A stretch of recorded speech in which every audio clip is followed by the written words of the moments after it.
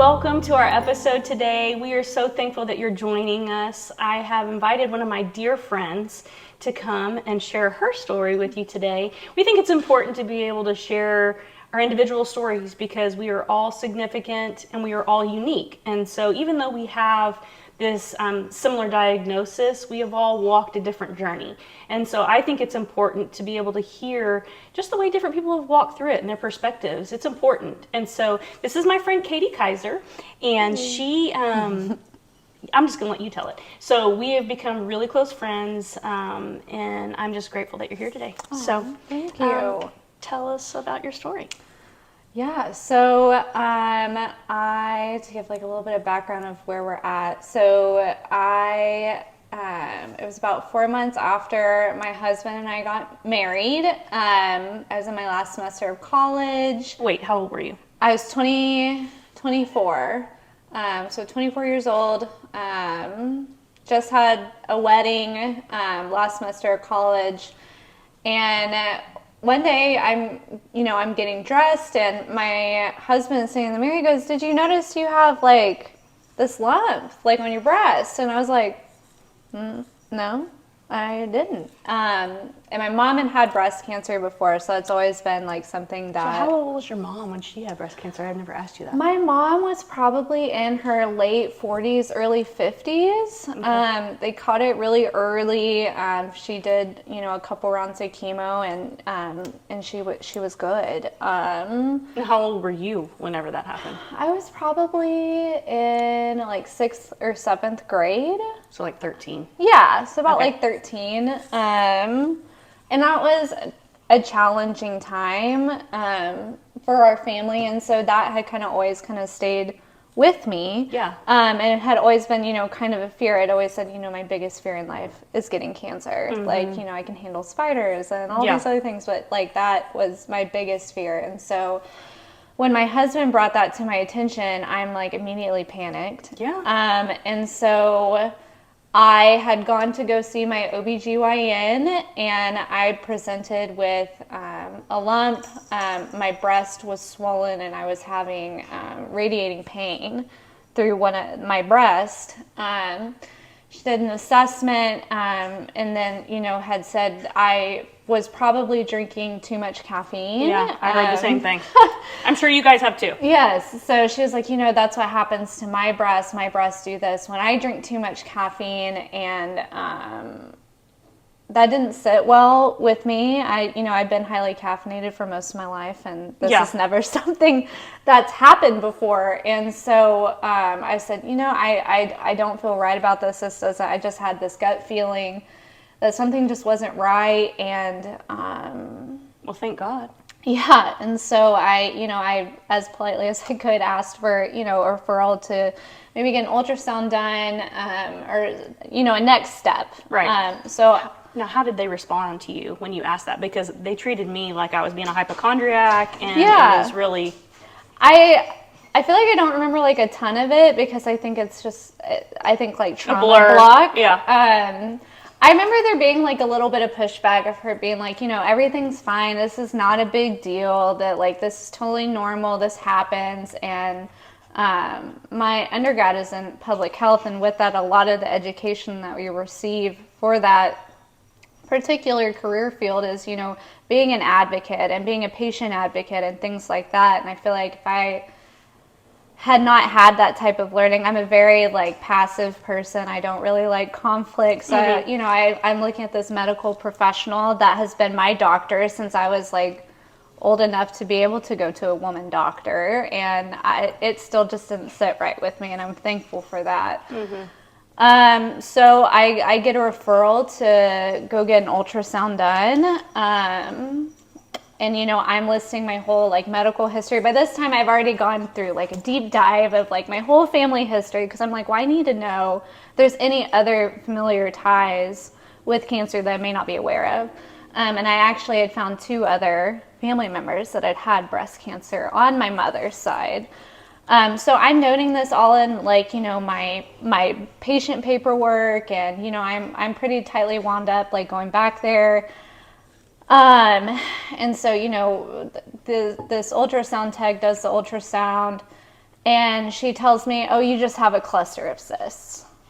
She was like, told me, verbatim, this is not cancer, which unfortunately she did not have the authority to do that. And I was like, okay, well, what do I do? But did you find comfort in her saying that in that moment? Were you like, did you believe her, or were you kind of like, whatever, lady? Yeah, I think a huge part of me like wanted to believe that, but I'm still having symptoms that I'm not able to explain and that aren't being like addressed. And when something doesn't make sense to me, like I can't let it just sit. I'm like, I have to understand why this is happening. And so I had asked them, I said, well, what should I do about like the pain and the swelling? They're like, hot and cold compress, come back in 3 months. Well, our honeymoon was I waited about a month. Our honeymoon was in like 2.5 weeks. And I was still having the same issues. And so I called them and I said, hey, I really need you to do a biopsy. I don't want to go on my honeymoon with worrying about this, and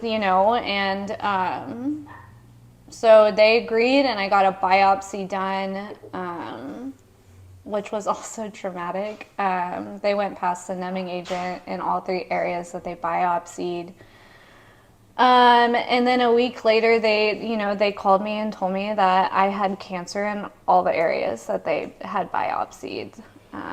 So 24 years old. Yeah. Okay, so you get diagnosed, you go through treatment, and then what? Yeah, that's a great question, because I think that's what I was asking myself too. I think for me, treatment and going through the process of having cancer was a lot easier for me than going into survivorship, because you have essentially like your whole life planned out for you for however long. For me, it was about a year and a half. Yeah, you're just doing what you got to do to get through. Yeah, and it almost becomes like your coping mechanism. And so going into life after treatment was not what I expected it to be, because I think... Did you have an expectation? Because like me, I think I'm just doing what I got to do to get it done, and then you get to the end and then they say new normal. Yeah. Like, did you have an expectation of the new normal, or were you just kind of Yeah, I mean, I think I did, because for me, like, I'm a planner. I need to be like 5 steps ahead of everything. And so like the process of going through treatment, it's almost kind of like you're in this like cage. Mm-hmm. And so you're looking out, and so you're planning and hoping and dreaming of these things that are going to happen. And so like for me in treatment, it was watching my peers graduate when I should have been graduating with them and getting these killer jobs and, accomplishing all these things. And, I'm kind of in a pause mode. You're stuck. Yeah. And so, through that time in like this metaphorical cage, I'm like, okay, like I'm going to help all these cancer patients. And like, I'm never going to take anything for granted. I'm never going to get mad about traffic ever again. And you inflate this sense of self, which is also inflated by everyone around you while you're going through treatment as well, to no fault of their own. Right. You kind of get this like motivational dump on you, where like you are almost like put on this weird pedestal. Yeah. And you're like, you're the greatest thing that's ever walked the earth. You're an inspiration. You're like, really? Because I'm literally just trying not to die and like keep my crap together. Yeah. And so you're so strong. You can do it. Yeah. You're beautiful. Like at all these things, and then it's almost like that like becomes your identity, because you lose such a sense of self when you have cancer. And so you have this weird inflated sense of ego that you didn't ask for, and you're not self-centered, but it's just you don't really know what is going on. And so going out after treatment, your bumpers of life are taken off, and you're like, okay, go live life. And it's like, I don't know how. I don't really know who I am. I don't know what I can even do. And so I think my biggest issue I had after treatment was like peer-to-peer relation. because I did not appropriately deal with a lot of the trauma that came from having cancer and having cancer at a young age. I didn't have a lot of peers in my life that looked like me or really understood, which I would never want them to. But I think there was a great sadness in me and depression that festered for a long time. Yeah. And you don't want to tell your friends because you're like, well, they're not going to understand that I'm going to feel bad for even saying anything because now they're sad and they don't know what to do. They can't do anything to fix it. Exactly. So I kept it in for a really long time, and yeah. Intersect me and you. Yeah. So yeah. tell them how we met. Man, just a cluster of anxiety I was then. So all the details are hazy for me because, again, I think I was just so traumatized during that time period, but somehow I got in contact with you. I don't know if it was my mother-in-law or who it was. But I'm like, okay, well, this lady was also diagnosed at like the same age I was. Like, she also has like a husband who is probably feeling like invisible like mine is. And at that point, like, this was maybe like 3 months after I was diagnosed. My husband and I really weren't speaking a lot. Like, we weren't really able to like connect because he's trying to be strong, I'm trying to be strong, and like there's like this big elephant in the room. We don't know what to do. And I'm thinking ahead, and I'm like, if we keep going down this road, like, we're just gonna get worse and worse. And I can't do that. And you just got married. And we just got married. You're like, okay. Yes. Yeah. So I was like, okay, well, I'm gonna do something completely out of my comfort zone, and I'm just gonna reach out to this complete stranger and see if maybe she would like talk to me. So I think I like texted you or I called you. I don't really remember, but You emailed me. oh wait, Because emailed we you. didn't have each other. Remember? Yes. So we were planning on going to Chili's, me and Corey and you and Steve. Mm-hmm. I probably canceled twice just out of like nerves because I think I was just like full manic at that time. Yeah. And I was like, oh, I can't go, I'm sick. Oh, just kidding, I'm not sick. Steve and I are literally like about to get in the car to go, and I get an email. I'm like, whoa, wait a minute, babe. Like, she's sick. We're not going. So we're like, okay, we're still going to go. So we get in the car, and I'm like fiddling with my phone along the way. Well, nope, they are going to meet us now. Like, she's feeling better, so they're going to meet us. And so you guys were already there when we got there. Yeah, and I think Katie's just having like a full come apart because I'm like, what if this is like a huge mistake? But then I'm like, but what if I don't do this and then our marriage suffers even more? Because like I also have to think about like Corey because we're in this together. And so I was like, you know what, just screw it. We're just going to go in and just like, it's probably going to be weird, but like the worst thing that could happen is that like they're just weird. Yeah. And you have a dinner, and then we never see each other again. And then we never see each other again. Yeah. And thankfully, it was none of those things. I mean, we probably stayed at Chili's for like 3 hours. Mm-hmm. And, you know, I've said this to you before, but I feel like that was the first time in 3 months that Corey and I felt like somebody saw us. Yeah. And, you know, we talked about things that, like, we couldn't talk about, like, with other people. Mm-hmm. And, like, for Corey to see someone like Steve and to be like, oh, like, okay, like this person like does get it. Like, I also feel like I have a seat at this table. Mm-hmm. I think that really just changed the whole trajectory of that whole experience. Yeah. Yeah. Well, and that's where, you know, I had talked with Steve and we didn't feel like somebody saw us. And so for us, when we sat down with them at the table, it was like we were looking at ourselves. Mm. And so it was a healing moment for us too, because it was like we longed for that in our relationship at the time that you were at. And so it was really cool to be able to say, okay, here we are, and we get to walk with someone along this road. So now, how many years out are you now? I am 4 years out now. 4 years out as of March 5th. Yeah. Okay. And how are you feeling? How are things going? Good. You know, it's like up and down, you know, and sometimes it's really, really good. Mm-hmm. And I really don't think about it a lot. And then, you know, there are times when, you know, and I also work in oncology.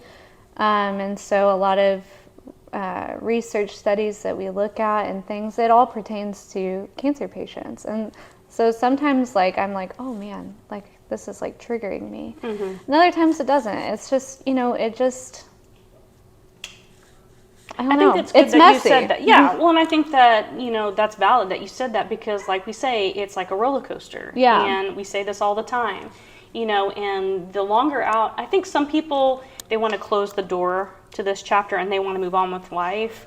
But I think for a lot of us, it's not that way. And I think it's okay to say that, because that's why we're here. Yeah. And we want you to know that it is an up and down. It is a long-term thing. I mean, I'm 20 years out and it's still an up and down thing. And that doesn't mean that I'm weak. It doesn't mean that I'm less than. Right. And if anything, I feel like it brings a sense of strength and comfort to know that, hey, I'm not alone, and that I do have friends. I have a community of people that get it, that I can lean on, because the farther out that we are too, our family and friends, they don't get that there are things that trigger us, that we might look normal, but we might still have some stuff that's going on. And so I'm glad that you said that. Yeah. And I think a lot of it, like, at least for me, I was, blessed, privileged that, like, I didn't have a lot of physical symptoms as a result of like my cancer. Like I didn't have severe nausea or like all the pain. Like I had pain, but it was very manageable. I think the mental side of it was so much more difficult, and still is difficult. I mean, I was looking at a quote the other day, which morally gray character, but from Breaking Bad. I mean, the main character, I know. He has, he has cancer, and he said, one of the quotes that he had said was, when I got the news that I had cancer, I asked myself, why me? And now that I get the good news that I'm in remission, I find myself asking the same thing. And I think that that is so synonymous of like what a cancer journey is, because of us that do have the privilege of still being here, like, it's not rainbows and butterflies all the time. Like it is difficult, and there's guilt that comes with that too. That is messy and confusing, but still trying to find joy despite that is what you have to do to get through it. Yeah, and that's an everyday journey, and again, that's why community is so important, and that's why we have to encourage one another. We have to comfort each other, and so. But yeah, thank you for coming today and sharing your story with us. I love you, and I know you know that. And you're an inspiration, and you really are in multiple ways. But thank you for being willing to be vulnerable and to share your story, because, I believe in vulnerability, there's strength. And so I encourage you to maybe be vulnerable with somebody today. Share something with a survivor sister. And so if you guys are enjoying this YouTube channel, please like it, follow us. Feel free to share your comments of what you'd like to see, because we would love to be able to bring what it is that you're needing. So thank you for joining us, and we'll see you next time.